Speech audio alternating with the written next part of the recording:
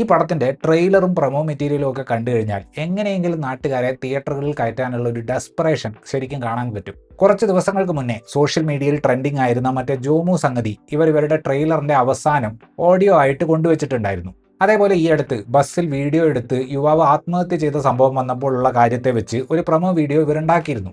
അതായത് ബസ്സിൽ നിന്ന് ഇറങ്ങുമ്പോൾ വിഷ്ണു ഉണ്ണികൃഷ്ണൻ എടാ ഇത് കേസാവുമോ എന്നൊക്കെ അബിൻ ബിനോയോട് സംസാരിക്കുന്നതായിട്ടാണ് പ്രൊമോ. എന്നാൽ സിനിമയിലേക്ക് വരുമ്പോൾ ജോമു സംഗതി ഒട്ടും തന്നെ ഇല്ല. പിന്നെ രണ്ടാമത്തെ ബസ്സിലെ സീൻ വേറെ ഒരു സീനിനെ ഇവർ പ്രൊമോഷന് വേണ്ടിയിട്ട് മാറ്റി ഡബ് ചെയ്തതാണ്.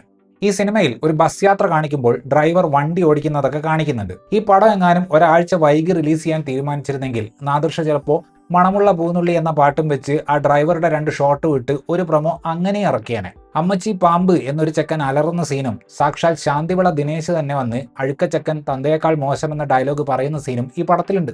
എല്ലാം കൂടെ നോക്കിക്കഴിഞ്ഞാൽ കോമഡി പടമാക്കാൻ വേണ്ടി കഷ്ടപ്പെട്ട് അത് മൊത്തം ട്രാജഡി ആവുന്ന ഒരു കാഴ്ചയാണ് ഈ പടം.